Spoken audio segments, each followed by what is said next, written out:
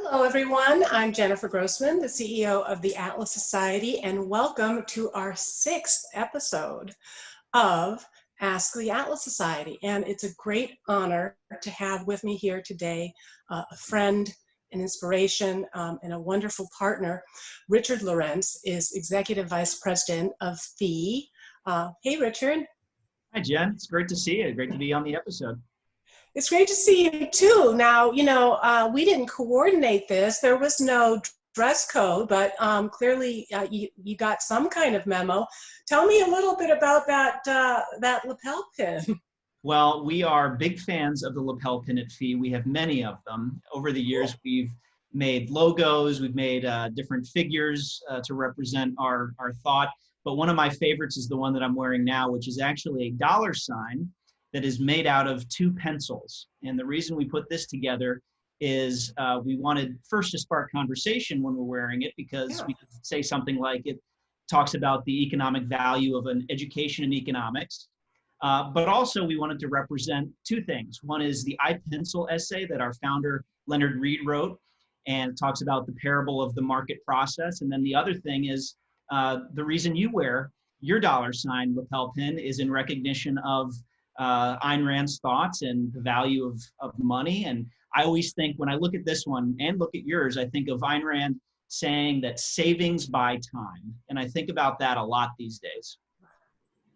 You know, and I've been thinking about iPencil actually a lot, because iPencil is sort of the process of how, you make a pencil and all of the different elements that come into it.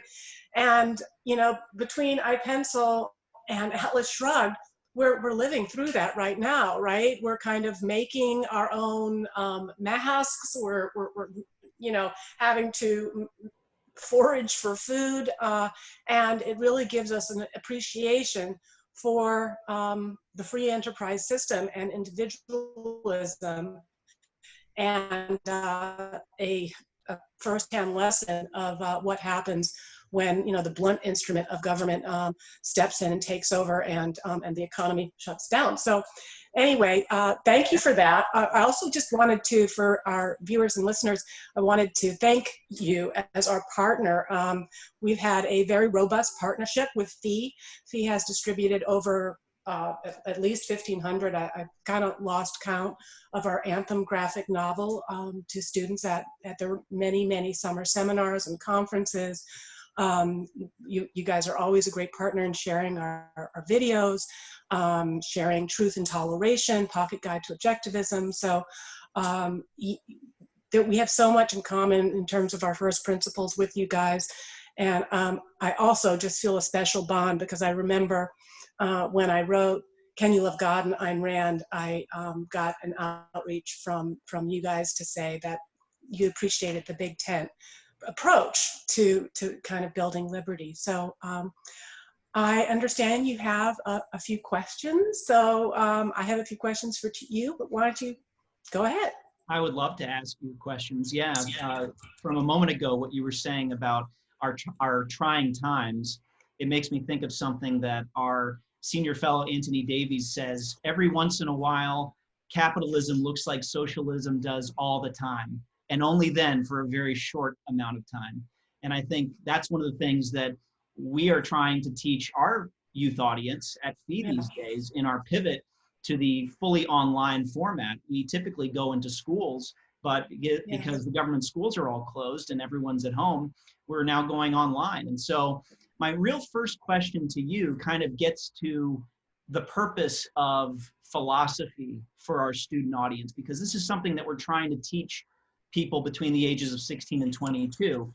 We talk about the freedom philosophy, and you mentioned big tent. We call it ecumenical. The freedom philosophy includes limited government, individual freedom, free market economics, strong moral character, many of the things that really are assigned to objectivism too. And so my real question for you, Jen, to begin the conversation is, during these extraordinary times, sort of what is the role of philosophy for someone who's of a student age? Well, I think that's a great question. I think that first of all, we need to think of what do we mean by philosophy. I think it's sometimes it can be easy to think of philosophy as this ivory tower concept, and certainly it can be studied academically. We were founded by Princeton trained philosopher David Kelly. Our senior scholar is Stephen Hicks, who's also a philosopher and has a specialty in objectivism, and was going to be speaking at FECon, which before it got shut down. I hope we'll have another opportunity to have him bring his message to your students. I'm not a philosopher. I'm a business person. My perspective on philosophy is that it's a practical system of principles that guide your actions, so that you don't have to just approach every situation that you encounter as if it's ad hoc or happening from for the first time. So Ayn Rand made the point that we all have a philosophy. We don't have a choice about that we need a philosophy. You can only make a choice about whether and how you choose your philosophy. Is it something that you choose through a conscious and disciplined process of logical thought, or is it something that you just accumulate by default, and that it fuses together into a solid weight, as she said, of self-doubt, which holds your mind down where your mind's wings should sprout. I think you can use your philosophy to protect yourself. You can use, if you have others who are not using philosophy, they may not be operating in a logical way. They may not be operating in a way that is in their long-term rational self-interest. They may not be operating from the principle of not sacrificing others to themselves, or not sacrificing themselves to others. And so you can, protect yourself from fraud. You can protect yourself from wishful thinking. I say I do wear a mask, but I wear it like this. My dad makes me wear it because my dad's a doctor, and he's right, and I do wear it. But you wear your mask like this and not like this. Yeah. Don't wear your mask like that. And I used to have this debate with David Kelly, like, who am I to be debating with David Kelly? But, and I'm kind of still new to the job. And I was saying, we were just hitting envy every single day. And I said, David, okay, Ayn Rand talked about religion as sort of an early form of philosophy, of having an early form of principles of how to treat each other, and what is reality, and how do you discover reality. But, in objectivism, what's like the absolute worst thing that you could do? It's envy, right? That's the worst thing. And he said, no, it's evasion. It's evasion. It's avoiding the truth. It's avoiding the responsibility of thinking. And, right now we need to think. Ayn Rand talked about man's mind as his basic means of survival. So if there was ever a time when we really needed to think about survival and think long term, now would be it. I think it's really valuable what you said, Jen, about actively choosing your philosophy and not letting it happen to you in a passive way. Thinking through things from their premises and working through in an intellectual way, not just letting things, as you said, accumulate through experience, which of course we all learn through experience, and that's helpful, but to choose the type of mental models that you want to employ and what you believe to be true. And I really like the definition of objectivism that I was reading on your site a little bit earlier today, which is that it's a philosophy rooted in reality, reason, and individualism. And you write on your bio, actually, that when you took the job, you felt like the world needed that more than ever when you started at the Atlas Society. And we at FEE talk about how the world needs the ideas that FEE talks about today more than ever too, because there are so many young people who, in many other consequential events, just like 9/11 and World War II and the Vietnam War, the financial crash of 2008, 2009, they are forming their philosophy now. And so the world needs a clear message of individualism, reason, and reality, I think it's true to say more than ever before right now. And I think the value of philosophy that you laid out for students is perfect. It's a shield. It's a way to protect yourself from being taken advantage of, either intellectually or physically. Yes, to protect yourself, but also to accomplish your goals. You know, to Rand talked about your pursuit of happiness as your highest moral ideal, and productivity as man's noblest achievement. So so yes, protect yourself, you know, but also how do you think through what are the values that are going to help you achieve success in life. And I think that the values that Ayn Rand talks about, and the fact that she also, which was really revolutionary, kind of lionized inventors and scientists and entrepreneurs and builders.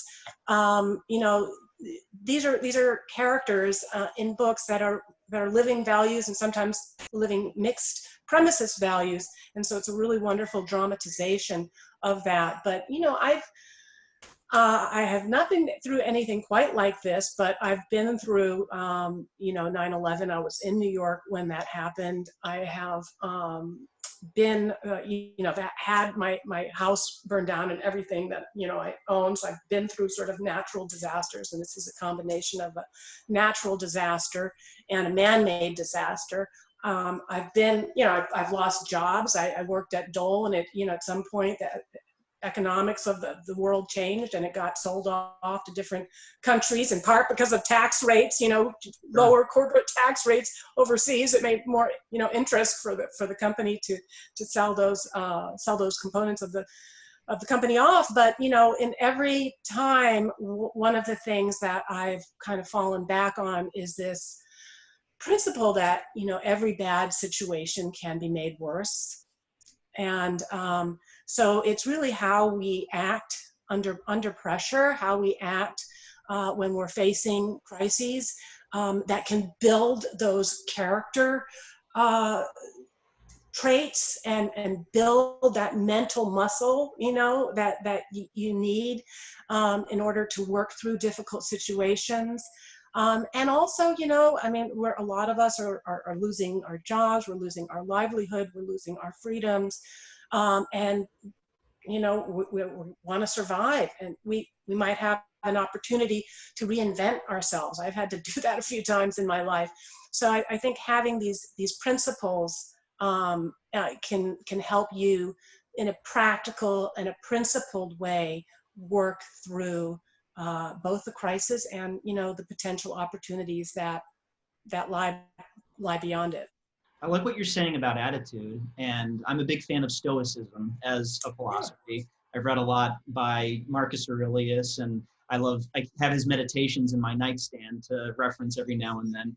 I was reading something else that you had written on your website recently about the Atlas Society's response to the pandemic. And you wrote in there about not only doubling down on productivity and undertaking new major projects, but you also say the right attitude is important. You talk about benevolence, cheerfulness, gratitude, spunk, and humor.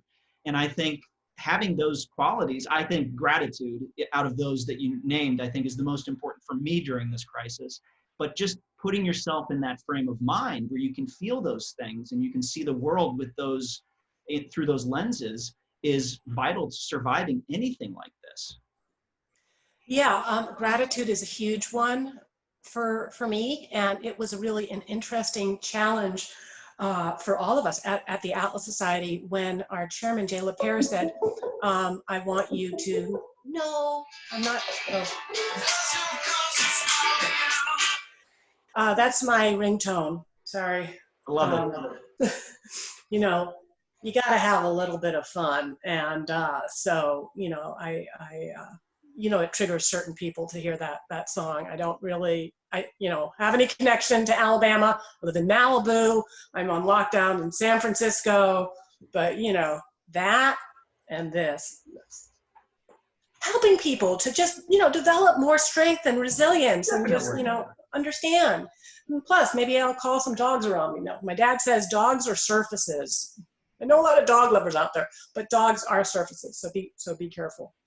Um, but fortunately here, you know, under mixed capitalism, we essential businesses are the stores to feed human beings, to feed dogs. Okay, under Yeah. communism, you have dogs which are being used to feed human beings. So anyway, sorry, I got And distracted. the situation that we experience is abundance, which is not the natural state of the world. Poverty is the natural state of the world. So to even have, like you said, stores to feed people and stores to feed pets is such an Yes. amazing thing that we just don't acknowledge on a daily basis. And it only happens through capitalism. Absolutely, and abundance is also a wonderful, wonderful theme. I'm happy to say that it's a huge theme. We haven't announced it. I hope we're announcing it today. That our honoree at our fall gala is Peter Diamandis, Wow. who wrote, you know, the book on abundance and wrote, you know, about the importance of having data-driven optimism.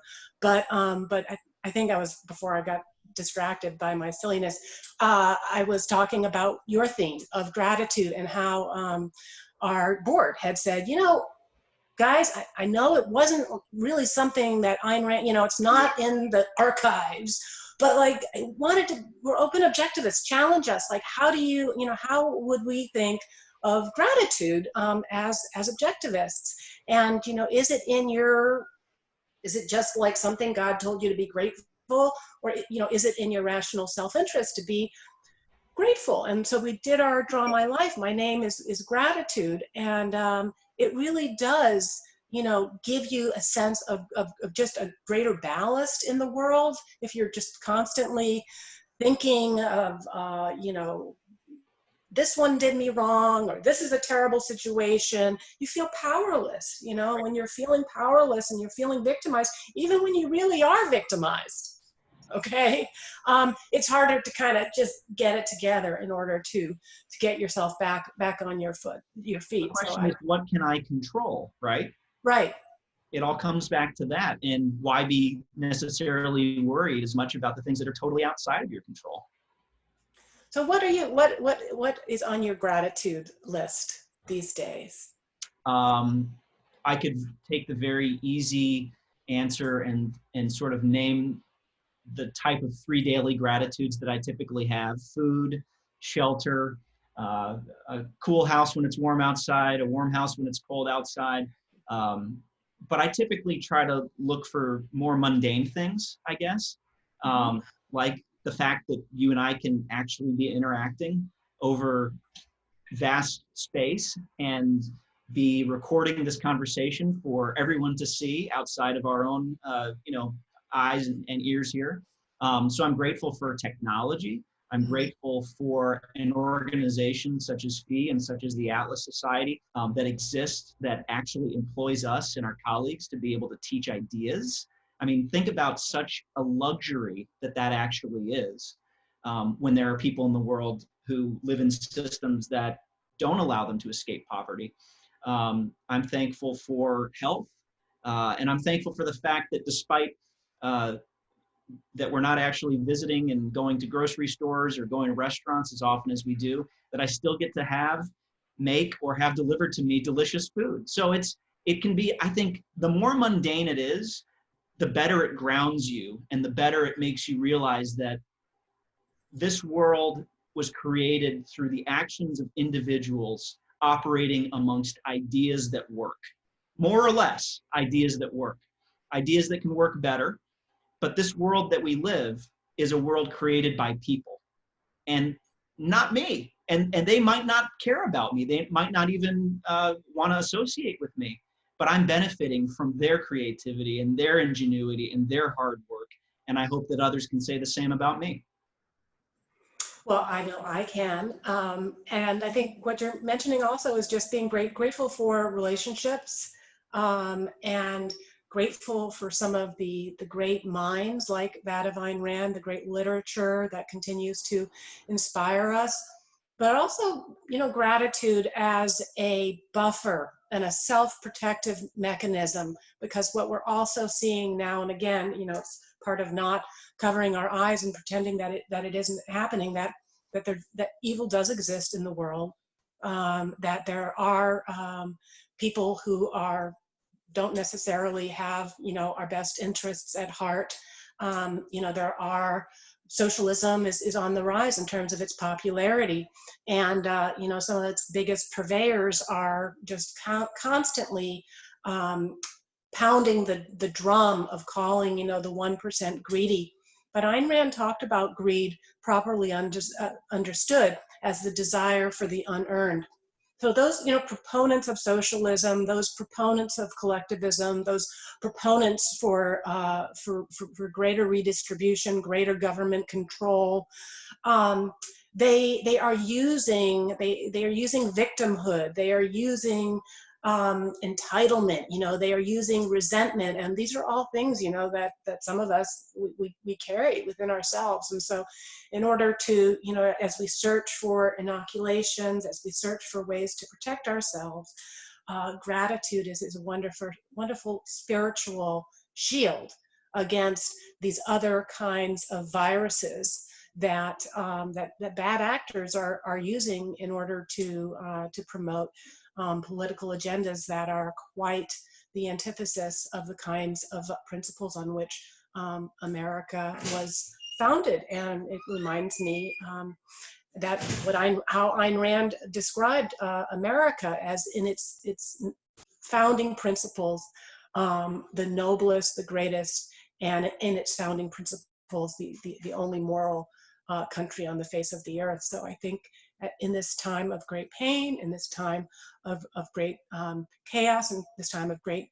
uncertainty, it's important to remember those principles that you at FEE are promoting tirelessly, and to use this time in lockdown to educate ourselves with the courses that you guys are offering online, and all of the wonderful content that you guys are putting out. I'm on my gratitude list. I'm grateful for that. Thank you. Yeah, I appreciate that. Fee.org has videos, daily articles. We have a new learning center that we're sharing with teachers and parents so that they can actually take their students through courses about prices, about price gouging in many cases. Yeah, you guys have the best stuff on that, price gouging stuff. Yeah, it's vital. But what you were saying about America, I think is really important to me too, because my father is an immigrant from communist Poland. He came here at the age of 9, and he moved to Chicago. And I remember he always talks about the fact that he was picked up from the airport in a pink Cadillac convertible. So that was first the biggest surprise. But then he also, when he got to his aunt's house later that evening, got to take his first bath with running water. It would have been a bath in a tin canister in the kitchen that you'd have to fill from the well before, but to have running water just fill this basin up in a home was just totally outside of his understanding. And so it was through his experience and his sharing this with us at the dinner table that I first became very interested in these ideas. Wow. And he came from a situation that most people in this country could never dream, never. And again, it's built on good ideas executed by individuals pursuing their highest, best use. And I think of that when I think of Ayn Rand's books. My favorite of Ayn Rand's books is actually The Fountainhead. Really? Because, well, my dad's an architect. Okay. He introduced it to me. And when I opened up the prologue or the foreword, whichever she wrote, I started tearing up because I felt like she was talking directly to me in that first page of the book. And of course, the story is fabulous, and the story is a great way to convey ideas. But the way in which she wrote that book is the one that most resonates with me. And of course, I got it from my dad, which makes it even that much more special. Okay, well, we're going to have to stop it there because I absolutely cannot top that. I did not know that story, and it makes me all the more committed to strengthen this partnership, because obviously, like your dad, Ayn Rand was also a refugee from totalitarian communism.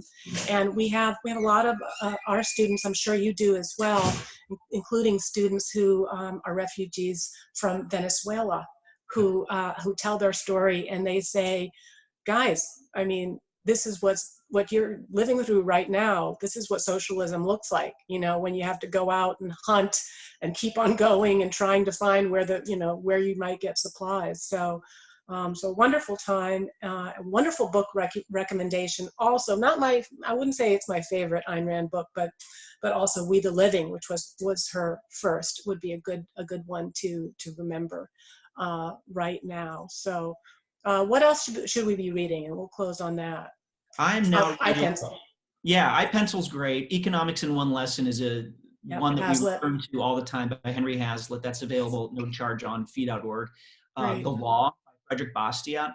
The three, iPencil, The Law, and Economics in One Lesson, are kind of our main trilogy that we'll give to students at our seminars and try to refer people to whenever they call us up or send us an email.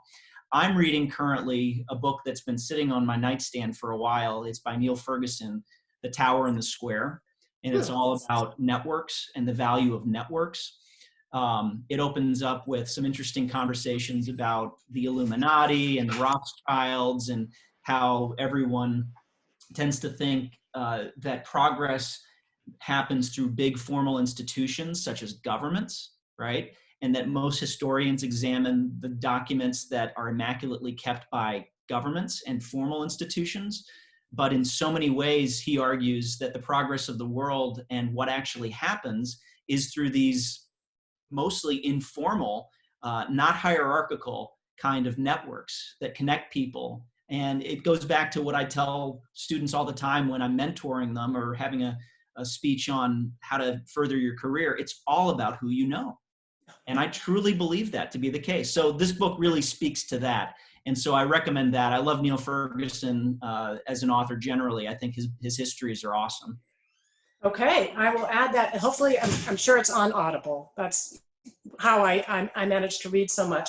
But I will put that on my reading list, and you will see it in some Atlas Society memes coming up, and we will tag Fee, our wonderful partner. And I hope to see you in person on the other side, but otherwise we could do another one of these. And this was a lot of fun. Thank you so much. Likewise, Jen, had a great time, and stay healthy.